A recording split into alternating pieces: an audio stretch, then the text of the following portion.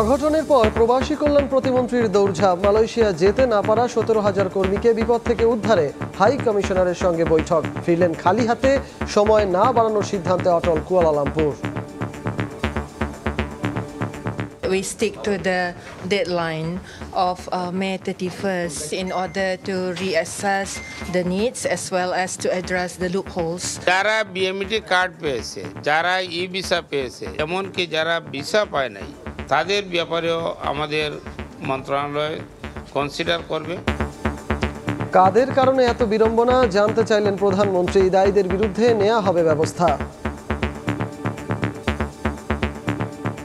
যখনই আমরা আলোচনা করে ঠিক করি কত লোক যাবে কি যাবে, ঠিক তখনই দেখা যায় যে আমাদের দেশের এক শ্রেণীর লোক তারা ওই ম্যানপাওয়ারে ব্যবসা করে এবং তারা তড়িঘড়ি করে লোক পাঠানোর চেষ্টা করে।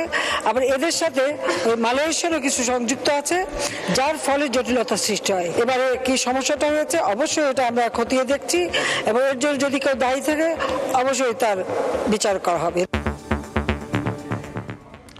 দেখছিলেন প্রধান শিরোনাম, রাতের সময় সঙ্গে আছি আমি সজল মিত্র রিচার্ড। এবার অন্যান্য শীর্ষ সংবাদ। শেষ দানে মোদির বাজিমাত, বিজেপিতে আস্থা রাখলেন নীতিশ নাইডু। তড়িঘড়ি বৈঠকে জোট সরকার গঠনের সম্মতি, নরেন্দ্র মোদীকে প্রধানমন্ত্রীর অভিনন্দন। কাল দুদকে যাচ্ছেন না বেনজির, 15 দিনের সময় চেয়ে আইনজীবীর মাধ্যমে আবেদন। স্ত্রী মেয়ে আসবেন কিনা ধোঁয়াশা। সাবেক আইজিপি কোথায় এখনো জানেন না স্বরাষ্ট্রমন্ত্রী। দেশের ইতিহাসে সর্বোচ্চ প্রায় 8 লাখ কোটি টাকার বাজেট ঘোষণাকাল। মূল্যস্ফীতির লাগাম টানাই বড় চ্যালেঞ্জ। করমুক্ত আয়সীমা আরও বাড়ানোর দাবি উদ্যোক্তাদের। যদি গ্যাস কম থাকে লাইনে তাহলে এরা ছাড়লে আর কি বেশি অতিরিক্ত গ্যাস টানে এই মেশিনটায়। অবৈধ পাম্প বসিয়ে বাড়ানো হচ্ছে গ্যাসের চাপ। অন্য সব লাইনে হাহাকার। রাজধানীর কামরাঙ্গীর চরে হোটেল কারখানায় দিনের পর দিন অনিয়ম, অজানা কারণে অন্ধ তিতাস।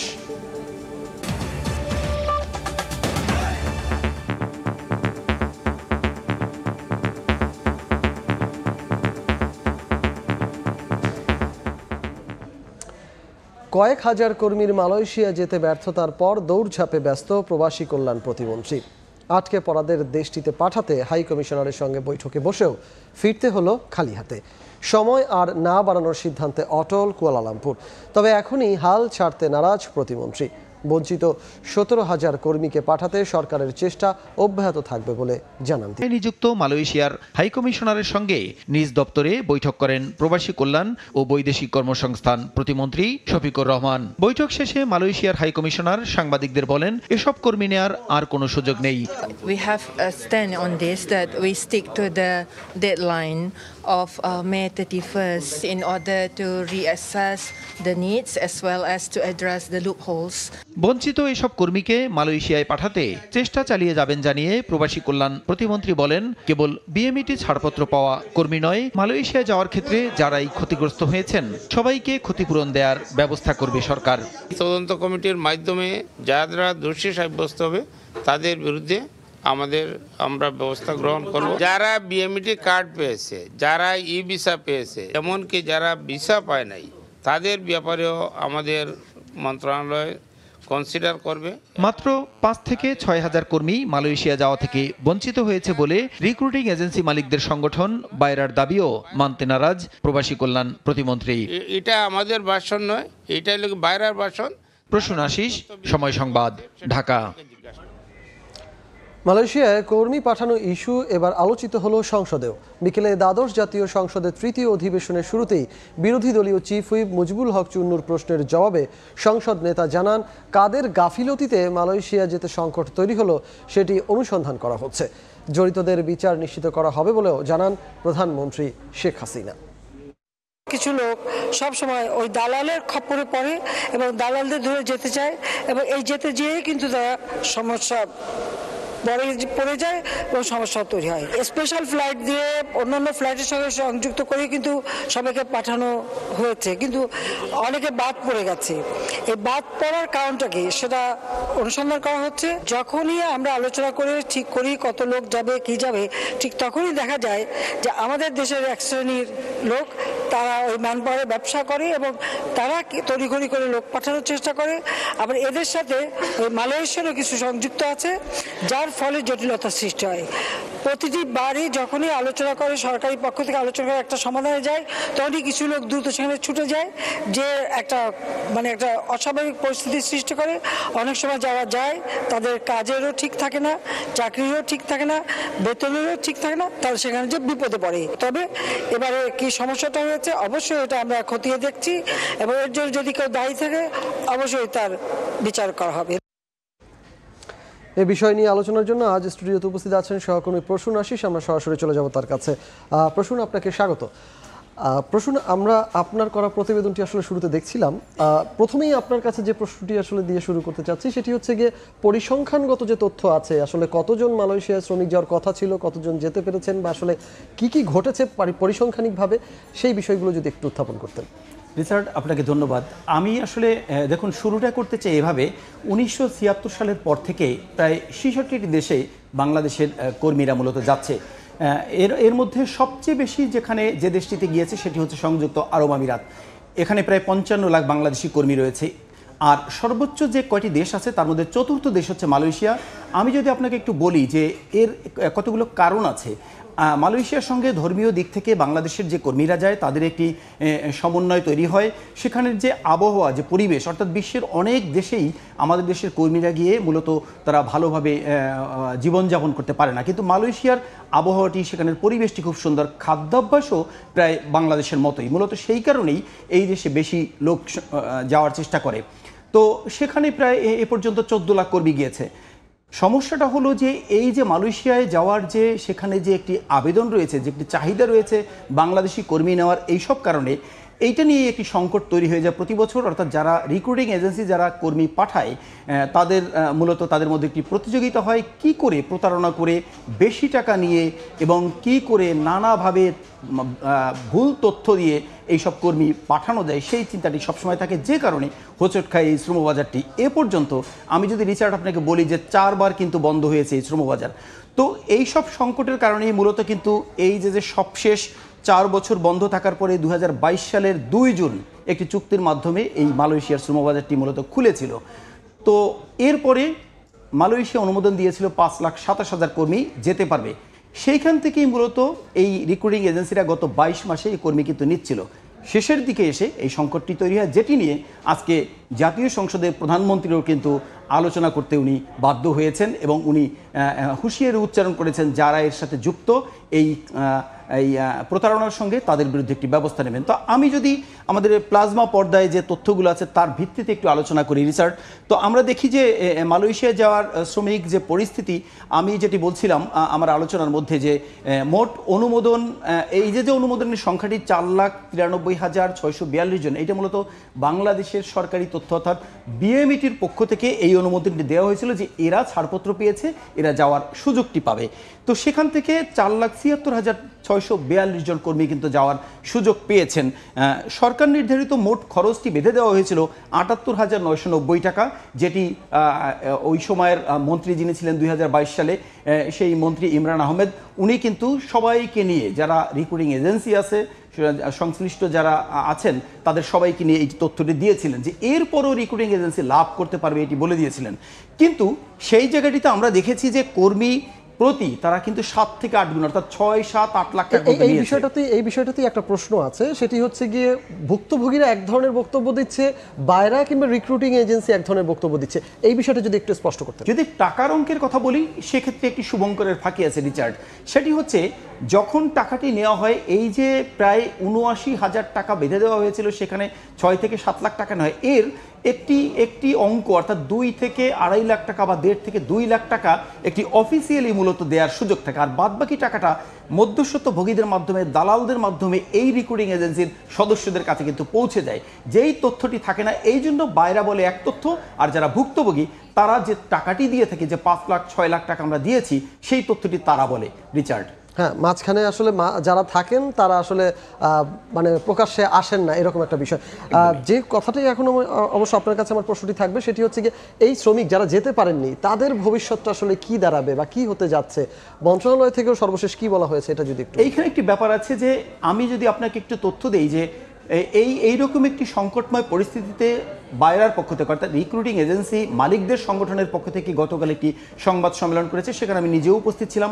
সেইখানে তারা কিন্তু যেসব তথ্য দিয়েছে, ব্যাখ্যা দিয়েছে, সেই ব্যাখ্যাগুলো কিন্তু মূলত মনোভূত হয়নি ভুক্তভোগীদের। মূলত শ্রমিকদের ভাগ্য নিয়ে অনিশ্চয়তা শিরোনাম দিয়ে আমরা যেটি বলার চেষ্টা করেছি যে ইতিমধ্যে কিন্তু মালয়েশিয়া, অর্থাৎ আপনি জানেন যে গতকালেই কিন্তু মালয়েশিয়ার মানব সম্পদ মন্ত্রী, যিনি মূলত এই সেক্টরটি দেখেন, উনি স্পষ্ট করেই জানিয়ে দিয়েছেন যে কোনোভাবেই আর লোক নেওয়া যাবে না। আজকেও মালয়েশিয়ার অ্যাম্বাসেডর কিন্তু আমাদের যে প্রবাসী কল্যাণ প্রতিমন্ত্রী, ওনাকেও জানিয়েছে যে নেওয়ার কোনো সুযোগ নেই। তো সেরকম একটা অবস্থায় একটি সংকট তৈরি হয়ে গেল, অর্থাৎ অনিশ্চয়তাই দেখা গেল যারা যাওয়ার জন্য রয়েছে, অর্থাৎ 17,000 কর্মী, তারা আর যেতে পারবেন না বলেই ব্যাপার। তবে সেইখানে একটা আশ্বাস দিয়েছেন প্রতিমন্ত্রী যে যারা যেতে পারবেন না তাদের টাকাটি যেভাবে হোক ফেরত দেওয়া হবে, আর যারা প্রতারণার সাথে যুক্ত তাদের যেভাবেই হোক, তাদের দোষী যদি হন তারা তদন্তে, তাহলে তাদের বিরুদ্ধে ব্যবস্থা নেওয়া হবে। হ্যাঁ, সেটা আমরা অবশ্য শুনছিলাম, আপনার প্রতিবেদনে অবশ্য সেটা ছিল। অসংখ্য ধন্যবাদ আপনাকে আমাদের সাথে আলোচনায় যুক্ত হওয়ার জন্য। প্রশ্ন আপনাকে ধন্যবাদ রিচার্ড। মালয়েশিয়ায় শ্রমিক পাঠানো নিয়ে উদ্ভূত পরিস্থিতি নিয়ে আলোচনা করতে আজ স্টুডিওতে উপস্থিত ছিলেন সহকর্মী প্রসূন আশিস। অবশেষে নরেন্দ্র মোদীর নেতৃত্বেই ভরসা রাখলেন অন্ধ্রপ্রদেশের টিডিপি নেতা চন্দ্রবাবু নাইডু এবং বিহারের জেডিইউ নেতা নীতিশ কুমার। নতুন সরকার গঠনে এনডিএকেই সমর্থন দিয়েছেন দুজন। দিল্লিতে জোটের বৈঠকে যোগ দিয়ে বিষয়টি নিশ্চিত করেন তারা। এতে জোট সরকার গঠনে আর কোনো অনিশ্চয়তা রইল না। শনিবার টানা তৃতীয় মেয়াদে প্রধানমন্ত্রী হিসেবে শপথ নেবেন নরেন্দ্র মোদী। তাকে অভিনন্দন জানিয়েছেন প্রধানমন্ত্রী শেখ হাসিনা। সুব্রত আচার্যের রিপোর্ট। ভারতের 18তম লোকসভা নির্বাচনে কোনো দলই সংখ্যাগরিষ্ঠতা অর্জন করতে পারেনি, তাই সরকার গঠনে জোট করতে ছিল তোড়জোড়। এ অবস্থায় ভারতের রাজনীতিতে হঠাৎই গুরুত্বপূর্ণ হয়ে ওঠেন মোদির জোটের বিহার ভিত্তিক জনতা দল ইউনাইটেডের প্রধান নেতা নীতিশ কুমার ও তেলেগু দেশম পার্টির প্রধান চন্দ্রবাবু নাইডু। এই দুই দল এনডিএ জোটে না থাকলে বিজেপি নেতৃত্বাধীন জোটটি সরকার গঠন করতে পারবে কিনা তা নিয়ে দিনভর চলা সব আলোচনার অবসান ঘটেছে। নরেন্দ্র মোদীর নেতৃত্বেই ভরসা রেখেছেন চন্দ্রবাবু নাইডু ও নীতিশ কুমার। ভারতের লোকসভায় 543 আসনের মধ্যে সরকার গঠনে প্রয়োজন 272 আসন। একক সংখ্যাগরিষ্ঠতা না থাকায় জোট সরকারে যেতে হয় বিজেপিকে। বুধবার দিল্লিতে জোটের শরিকদের সঙ্গে বৈঠক করেন নরেন্দ্র মোদী। ভারতের বেশ কয়েকটি গণমাধ্যম বলছে, বৈঠকে এনডিএকে সমর্থন দিয়ে সম্মতিপত্রে সই করেছেন চন্দ্রবাবু নাইডু ও নীতিশ কুমার। এর আগে রাষ্ট্রপতি দ্রৌপদী মুর্মুর কাছে মোদী ও তার মন্ত্রিসভার সদস্যরা পদত্যাগপত্র জমা দেন। মোদীকে নতুন সরকার গঠন হওয়া না পর্যন্ত সরকার চালিয়ে নেয়ার আহ্বান জানান রাষ্ট্রপতি। তবে মনে করা হচ্ছে সব ঠিক থাকলে আগামী শনিবারই নতুন সরকার শপথ নিতে পারে। এর মাধ্যমে জওহরলাল নেহরুর পর মোদী হবেন তৃতীয় দফার প্রধানমন্ত্রী। সুব্রত আচার্য, সময় সংবাদ, ভারত। ভারত নানা ভাষাভাষী এবং বিভিন্ন ধর্মের মানুষের দেশ। ধর্ম নিয়ে রাজনৈতিক বিভাজন এই দেশের মানুষ চূড়ান্তভাবে প্রত্যাখ্যান করেছেন। তাই বিজেপির এমন ফলাফল। আর বিজেপি বিরোধী ভোটের কারণেই কংগ্রেসের সাফল্য। ভারতের লোকসভা ভোটের হার জিত নিয়ে কলকাতার বিশিষ্টরা এভাবেই বিশ্লেষণ করেছেন। সুব্রত আচার্যের আরও একটি রিপোর্ট আর ছবি তুলেছেন বিশ্বজিৎ দাস। 2019 সালে বিজেপি একাই 303 আসন পেয়েছিল, আর সেই সংখ্যা ছাড়িয়েছিল 350-র বেশি। এবার বিজেপি এককভাবে সংখ্যা গরিষ্ঠতার চেয়েও 32 আসন কম পেয়েছে। বাকি জোট শরিকদের নিয়েও 300 আসনের গণ্ডি পেরোতে পারেনি এনডিএ শিবির। পরপর দুবার বিজেপি সরকার ক্ষমতায় থাকার পর দেশে বিপুল সংখ্যক স্থাপনা তৈরি, আন্তর্জাতিক মহলে ভারতের সুদৃঢ় অবস্থান, সফল চন্দ্রযান অভিযান ছাড়াও অর্থনৈতিক ক্ষেত্রেও বেশ কিছু সূচকে মোদী সরকারের আমলেই এগিয়ে গিয়েছে। তা সত্ত্বেও কেন অপ্রত্যাশিত ফল বিজেপির? এখানে যদি হিন্দু ধর্ম বলি, তারও অনেকগুলো ভাগ আছে, তার অনেকগুলো কাল্ট আছে, তার অনেকগুলো ধারণা আছে। সুতরাং একমাত্র ইস্যু যদি রাম মন্দির হয়, সেটা কিন্তু কখনোই সার্বিকভাবে ভারতবর্ষের ক্ষেত্রে গ্রহণযোগ্য নয়। এদিকে আগের চেয়েও কম শক্তিশালী বিজেপি নেতৃত্বাধীন এনডিএ জোট সরকার ক্ষমতায় গেলে প্রতিবেশী বাংলাদেশের সঙ্গে সম্পর্কের ক্ষেত্রে কোনো প্রভাব পড়বে কিনা তাও আসছে আলোচনায়। বাংলাদেশে যতদিন আওয়ামী লীগ আছেন, হাসিনা ম্যাডাম আছেন, তাতে কিন্তু সব রাজনৈতিক দলই হাসিনা ম্যাডামের সাথে একটা ভালো সম্পর্ক, সুসম্পর্ক তৈরি করবে। সে কংগ্রেস হোক, সে বিজেপি হোক, সে অন্যান্য দল আসুক, বাংলাদেশের সাথে সম্পর্কটা আরো সুদৃঢ় হয়, আরো শক্তিশালী হয়, আরো ভালো হয়। ধর্মীয় মেরুকরণ কিংবা বেকারত্ব কোন দিকে চলতে হবে সেই দিশা শেষ পর্যন্ত দেখান জনতা, এমনটাই বলছেন রাজনৈতিক বিশ্লেষকরা। সুব্রত আচার্য, সময় সংবাদ, ভারত। দুদকে হাজির হতে বেঁধে দেয়া সময়সীমার আগের দিন আইনজীবীর মাধ্যমে তারিখ পেছানোর আবেদন করলেন সাবেক আইজিপি বেনজির আহমেদ। বিকেলে 15 দিনের সময় চেয়ে আবেদন করেন তার আইনজীবী। বেনজির তলব এড়ালেও 9 জুন তার স্ত্রী ও মেয়ে হাজির হবেন কিনা সে বিষয়ে নিশ্চিত হওয়া যায়নি। এদিকে বেনজির কোথায় আছেন তা জানা নেই বলে আবারও জানালেন স্বরাষ্ট্রমন্ত্রী আসাদুজ্জামান খান কামাল। অবশেষে ধারণাই সত্য হলো। কোরবানির ঈদের আগে দুদকের মুখোমুখি হতে চান না সাবেক পুলিশ মহাপরিদর্শক বেনজির আহমেদ। শেষ মুহূর্তে এসে বিদেশে অবস্থান করা বেনজির 15 দিন সময় চেয়ে আইনজীবীর মাধ্যমে বুধবার দুদকে আবেদন করেছেন। বেনজিরের আবেদনের বিষয়টি নিশ্চিত করেছেন দুদক কমিশনার জহুরুল হক। তিনি বলছেন, এখন অনুসন্ধান কর্মকর্তা ঠিক করবে তাকে সময় দেয়া হবে কি না। সেটা আবেদন দিয়ে গেছে এবং সেটা অনুসন্ধান কর্মকর্তা পর্যালোচনা করবে, দেখবে, যথেষ্ট গ্রাউন্ড থাকলে সে অ্যালাউ করবে, গ্রাউন্ড না থাকলে অ্যালাউ করবে না। এদিন এক অনুষ্ঠানে স্বরাষ্ট্রমন্ত্রী বলেছেন, সাবেক পুলিশ মহাপরিদর্শক বেনজির আহমেদ কোথায় আছেন সে বিষয়ে কোনো তথ্য নেই সরকারের কাছে। তবে তিনি এও বলেছেন, বেনজিরের বিরুদ্ধে যে অভিযোগ সেই অভিযোগের মুখোমুখি হবেন বেনজির। আর র্যাবের বর্তমান মহাপরিচালক বলছেন, সাবেক মহাপরিচালকের দুর্নীতির দায় নেবে না পুরো বাহিনী। একটা ফোর্স তো এখানে কারো দায় নিবে না, বুঝতে পারছেন না? কেউ যদি কোনো ভুল ত্রুটি করে থাকে এটা কিন্তু ফোর্স এই দায় নেবে না, এর দ্বারা ইন্ডিভিজুয়াল। এসে নিশ্চয়ই যে সমস্ত অপবাদ তার নামে আসছে কিংবা তার নামে যে সমস্ত আসছে এগুলো ফেস করবেন তিনি। জব্দ হওয়া সম্পত্তি, ব্যাংক অ্যাকাউন্টের বাইরেও বেনজির আহমেদ আর কি সম্পত্তি গড়েছেন তারই খোঁজ করছে দুর্নীতি দমন কমিশন। একই সঙ্গে যুক্তরাষ্ট্র, কানাডা সহ 5টি দেশে বেনজির আহমেদ অর্থ পাচার করেছেন কিনা তারও খোঁজ করছে সংস্থাটি। দুদকের আইনজীবী বলছেন, বেনজিরের বিরুদ্ধে অনুসন্ধান দ্রুত গতিতে এগিয়ে চলেছে। আপনি অন্য 4টা অনুসন্ধানের সঙ্গে আপনি এটা কম্পেয়ার করেন, এটা অনেক দ্রুত গতিতে চলছে। গত 18 এপ্রিল বেনজির ও তার পরিবারের বিরুদ্ধে দুর্নীতির অভিযোগের অনুসন্ধান শুরু করে দুদক। সংস্থাটির আবেদনে 621 বিঘা জমি, 38টি ব্যাংক অ্যাকাউন্ট অবরুদ্ধ করা হয়েছে। জব্দ রয়েছে গুলশানের 4টি ফ্ল্যাট। এছাড়া বেনজিরের একের পর এক সম্পত্তির খোঁজও মিলছে। আফজাল হোসেন, সময় সংবাদ, ঢাকা। বেনজির আহমেদের গোপালগঞ্জের savanna eco resort and natural park পরিদর্শন করেছেন দুদকের প্রতিনিধি দল। সন্ধ্যায় গোপালগঞ্জ ও মাদারীপুর দুর্নীতি দমন কমিশনের যৌথ একটি প্রতিনিধি দল সাভানা ইকো রিসোর্ট পরিদর্শনে যান। দলটি রিসোর্ট কর্তৃপক্ষের সঙ্গে কথা বলেন এবং রিসোর্টের বিভিন্ন স্থান পরিদর্শন করেন। এর আগে গত সোমবার থেকে সার্ভার জটিলতার কথা বলে পার্কটি বন্ধ ঘোষণা করে রিসোর্ট কর্তৃপক্ষ।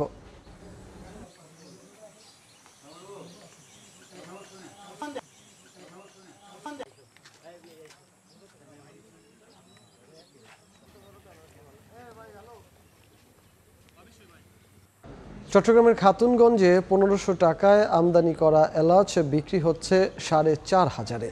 ভোক্তা অধিকারের অভিযানে হাতে নাতে ধরা পড়েছে আমদানিকারক প্রতিষ্ঠান এবি ট্রেডার্স। এদিকে বাড়তি দামের দায় আমদানিকারকদের ওপর চাপানোর চেষ্টা খুচরা বিক্রেতাদের। এ সময় এবি ট্রেডার্সকে 1 লাখ এবং খুচরা 2 প্রতিষ্ঠানকে 15,000 টাকা জরিমানা করে সংস্থাটি। কোরবানির মৌসুম ঘনিয়ে আসতেই চড়া হতে শুরু করেছে চট্টগ্রামের খাতুনগঞ্জের মশলার বাজার। এলএনজি এলাচের খরচ কেজি প্রতি 1450 থেকে 1500 টাকা। তবে আমদানিকারক প্রতিষ্ঠান এবি ট্রেডার্স তা পাইকারি পর্যায়ে বিক্রি করছে 4500 টাকায়। সামান্য একটু লোভের জন্য আজকে অপমানটা লাগতেছে। বুধবার সকালে এক অভিযানে এবি ট্রেডার্সের বাড়তি দামে এলাচ বিক্রির প্রমাণ পেয়েছে ভোক্তা অধিকার ও সংরক্ষণ অধিদপ্তর। এ সময় অপরাধের কথা স্বীকারও করেন প্রতিষ্ঠানটির স্বত্বাধিকারী অমর কান্তি দাস। নিশ্চয়ই আমার লোভ ঢুকে গেছে, নাহলে আমি রেডি মাল যদি 3200-3300 বেশি এখানে যদি 250 বেশি একদিনের মধ্যে মাল চলে যাবে 50 টন 100 টন।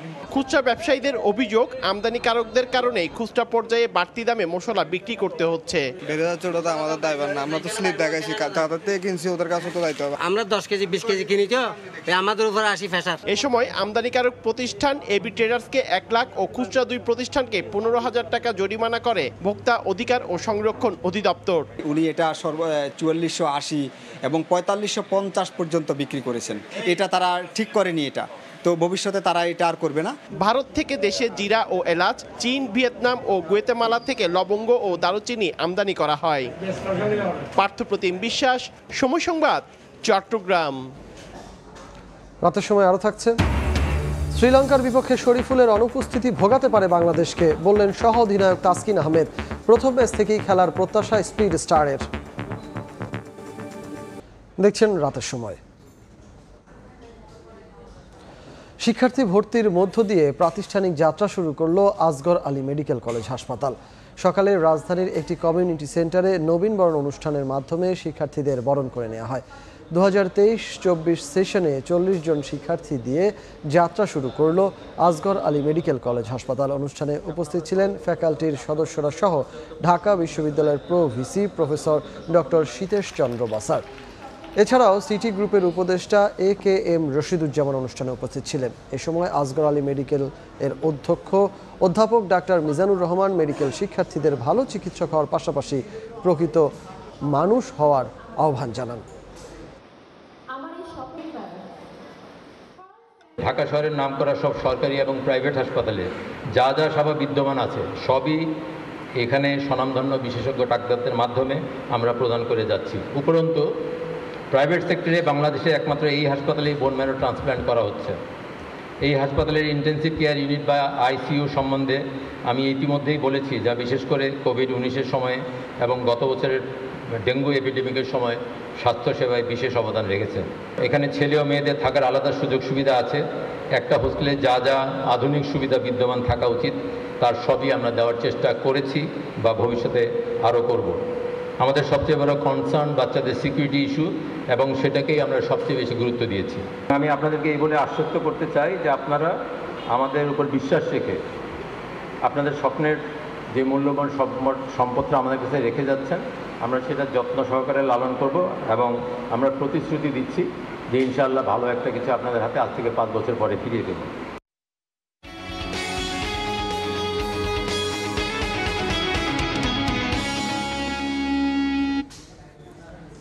মূল্যস্ফীতির লাগাম টানা আর প্রবৃদ্ধি বাড়ানোর চ্যালেঞ্জ সামনে রেখে কাল ঘোষণা হচ্ছে 2024-25 অর্থ বছরের বাজেট।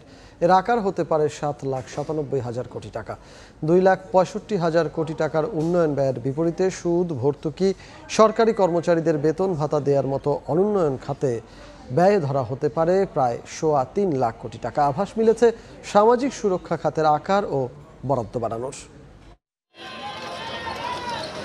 যখন দেশের মানুষ মূল্যস্ফীতির চড়া মাসুল গুনছেন নিত্যদিন, তখন অতি প্রয়োজনীয় ব্যয়ের হিসাব কষে আগামী অর্থ বছরের জন্য যে বাজেট ঘোষণার প্রস্তুতি নিয়েছে অর্থ মন্ত্রণালয়, তার আকার হতে পারে 7,97,000 কোটি টাকা।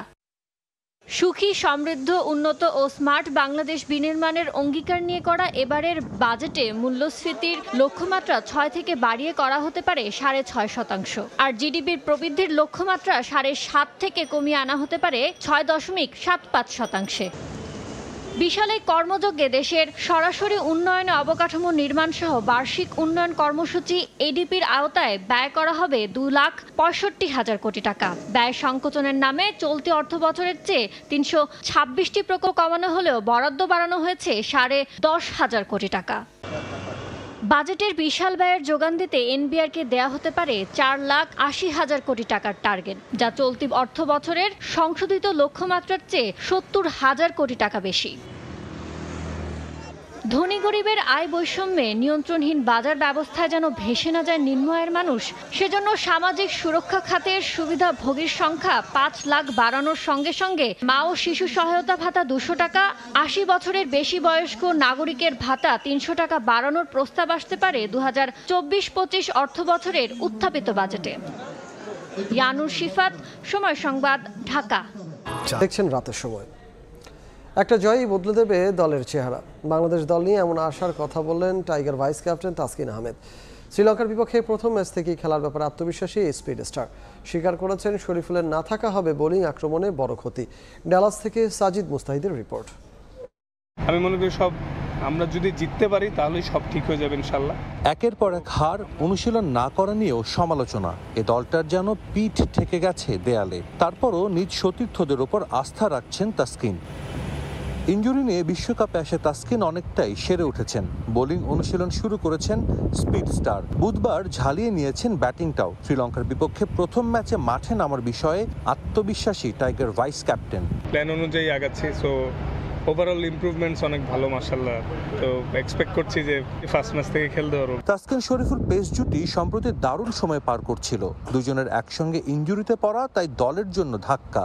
শরীফুল প্রথম ম্যাচে না খেললেও পেস ডিপার্টমেন্ট নিয়ে আশাবাদী তাসকিন। শরীফুল যদি না খেলতে পারে এটা আমাদের বোলিং অ্যাটাকের জন্য একটু বিগ লস, কিন্তু তাও বাকিরাও সবাই ওয়েল প্রিপেয়ার্ড। যুক্তরাষ্ট্রে হওয়া ম্যাচগুলোর উইকেট নিয়ে অনেকেই প্রশ্ন তুলছেন। অবশ্য সেটা নিয়ে খুব একটা ভাবছেন না ঢাকা এক্সপ্রেস।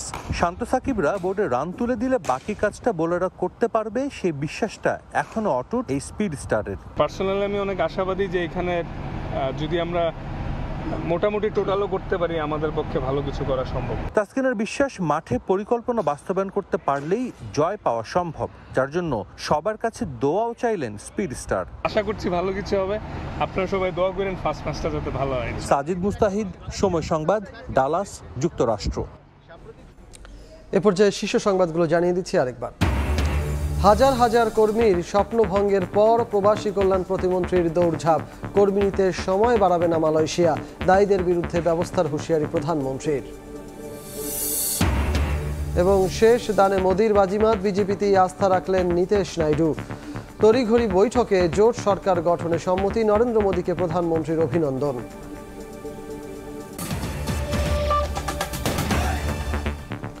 এই ছিল রাতের সময়। এরপর দেখবেন সম্পাদকীয়। সঙ্গে থাকুন সময়ের।